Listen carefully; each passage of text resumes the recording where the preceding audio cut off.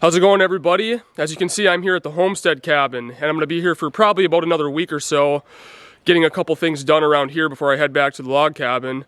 But I wanted to give you guys a quick little update on what's been going on around here. It's pretty chilly this morning. It's probably 10 below Fahrenheit. It's supposed to snow later today, and then we have a cold snap coming as well. Well, first things first, a lot of you have been asking about our birds for quite a while now because I haven't been showing them. And, well, unfortunately, the birds are no longer with us.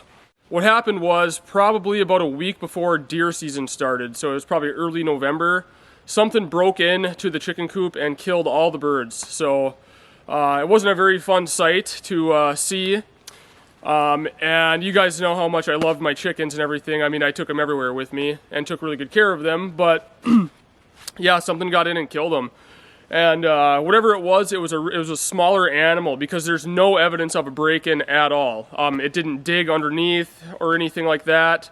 I have no idea where it even came in. So whatever it was came in through a really small opening. And talking to other people that have owned chickens, it was more than likely probably a mink, or a weasel. That weaseled its way in through a really small area and then ended up killing the birds. So I'm pretty bummed out about it because I loved having chickens, and it was so nice, like not having to worry about buying eggs at all. We just came out, there'd be 7 or 8 eggs every morning, especially now with the price of eggs. So we're gonna have to start from scratch. We definitely love having chickens, and we're gonna get more. We'd like to have probably 20 or so. And maybe even sell eggs, we've kind of talked about. So what we want to do, we're going to have to upgrade the chicken coop and the chicken run so that never happens again. I want to build something really nice. It's an investment because I plan on having chickens forever.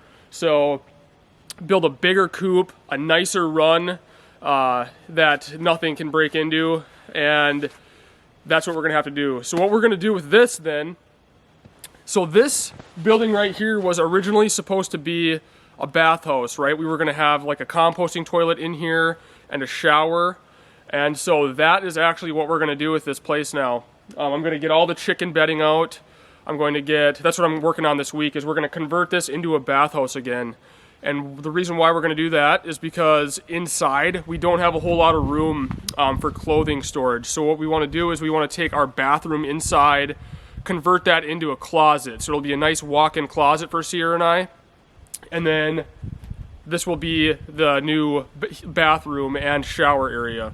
So as you guys know, this is our backup propane heater, and the reason why we have this in here was, if we leave during the winter or something or we're gone for a couple days, the idea was to have this heat up the cabin, or keep it at least at 45 degrees or so, just keep it on low. And then when we come back, the place isn't totally frozen up. Because with a wood stove, if you're not here to feed it, it's going to go out and then your place is going to freeze. This heater worked awesome last year, for keeping this place from freezing as a backup.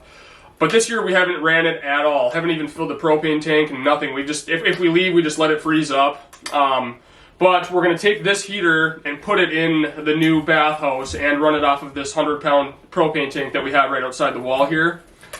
And I'm not big on propane. I don't like propane heat. I don't like having to pay for it, especially now with the prices. But I have leftover foam board insulation stored underneath the cabin, and I'm going to insulate that bathhouse really, really well. That building is 8 foot by 8 foot, so it's a pretty small building. But I think this heater is going to work perfectly for heating that building. With the 100-pound propane tank, I mean, we'll see, but I've got to believe that's going to last quite a while heating that thing. If it's not very efficient, I'll just throw a wood stove in there, and it's just going to be another wood stove I have to tend to, but that's okay because I don't mind doing that. But that's what we're going to do with this heater. So since we got a cold snap coming, there's a couple of standing dead pine trees I want to take down. And I like burning pine when it gets really cold like this because, to be honest with you, I'm pretty bad about keeping the wood stove going overnight. But I like having some pine around because it doesn't give you a long burn time, but it burns really hot, really fast. So it's kind of nice for in the morning on those really cold mornings to just warm the cabin up really fast. Well, I haven't started this saw since last fall, so let's see how she rips.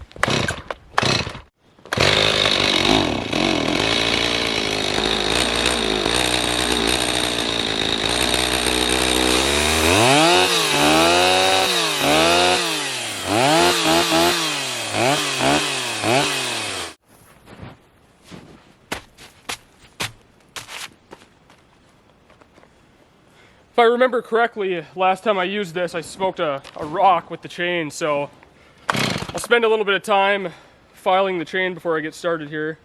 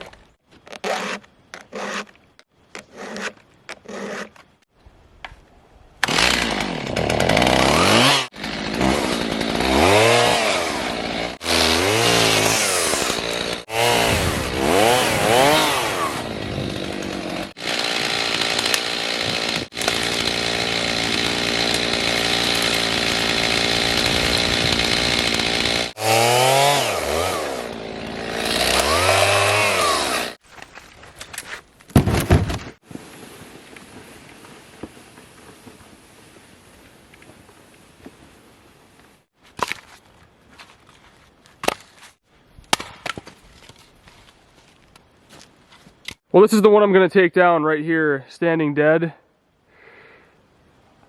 Don't think it really matters which way I send this thing. It's going to get hung up either way, I think.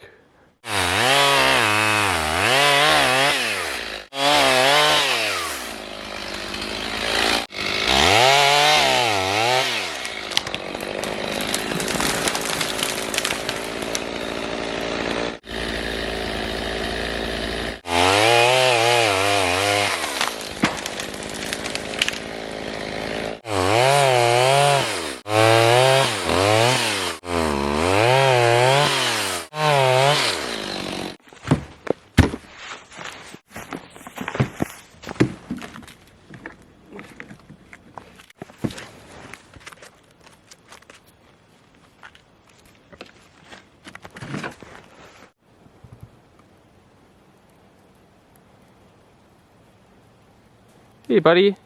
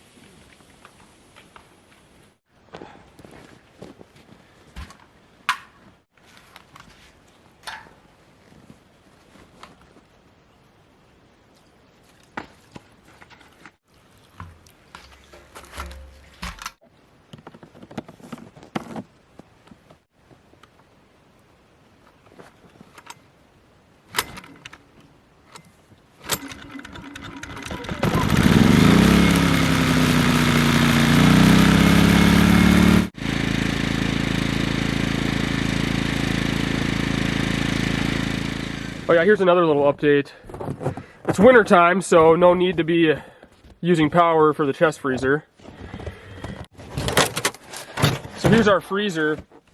So, you know, this will work at least 4 months out of the year, 4 or 5 months probably. You can get a bigger tote. You know, this is all we need. This is, you know, venison, what we have left for venison from the deer I got. There's not much of that left. We pretty much plowed through that. But we have some fish in here and, I don't know, some bagels, other stuff. But anyways, if you live in a northern state, or Canada, or Alaska or something, it's the way to go, because then you don't have to use your, you know, battery power to run a chest freezer. You know, just leave it outside in a mouse-proof container, and you'll be golden. I'll show you guys another quick little thing I did recently. Check out what I did to this beast. I did a little DIY truck topper. I've been searching for a topper for this truck ever since I got it, and I just can't find one that's the right size. So I just made my own. It'll look a lot less redneck when I can stain this. It'll look a little less like a plywood box, even though that's exactly what it is. But I got these little latches here, and then I can, I have this set up to be kind of a truck camper too. So anyways, this is what I got going. I got a little bed in here. It's big enough for both Sierra and I, and then storage underneath, and then I have these cubbies along here for other things, and all this stuff is removable. There's still some things to do to it to make it look a little less redneck, but it's going to work out well for what I want. I was sick of having stuff back here, all my stuff getting covered in snow all the time. Plus, people can just, if you're in town or something, I mean, people can just reach in the back and take anything that you have sitting back there. So I have all my fishing stuff back here right now, but I have a little buddy heater back there that heats this thing, and it heats it up real nice. So it's a comfy little shack to stay in if you're mobile. And I really didn't want to, put a whole lot of money into, like a truck camper, do like some people do some really cool truck camper builds, but I want to be able to take this stuff out and use this as a truck because I need that. And I want this to be able to come off easy. So anyways, it was a pretty cheap solution for that. Yeah, when it's set up like a camper, it's really, really comfortable. I have a little camp stove in here and everything. And yeah, it's good enough to survive winter nights in Minnesota.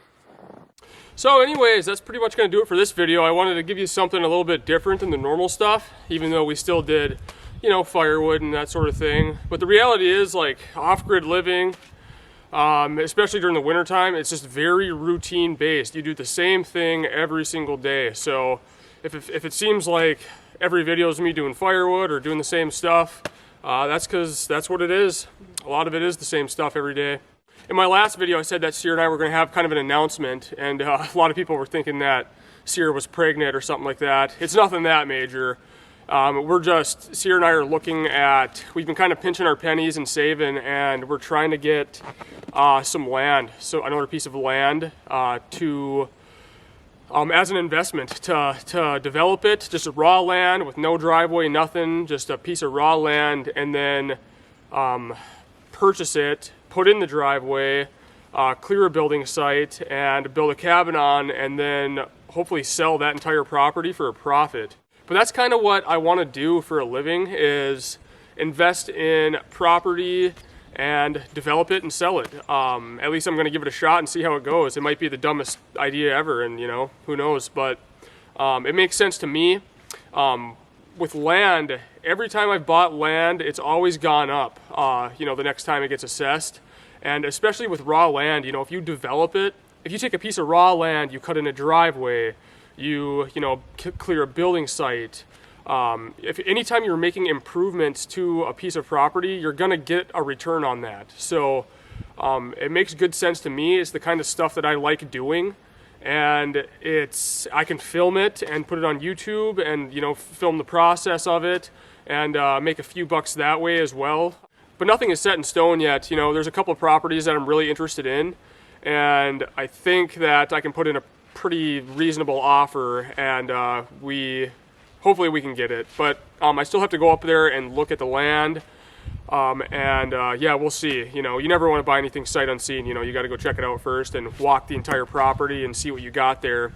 Ideally, we want to find something that has logs to build with, that is treed, heavily wooded, because if you can build with logs, I mean, then you cut down a lot of costs, of having to, buy materials to build a stick frame place. Most of your materials are already on site. So anyways, that's all the announcement really is. Nothing too earth-shattering, but something we're really excited about, and hopefully we can secure a property, and yeah, it'll make for a really fun, busy summer.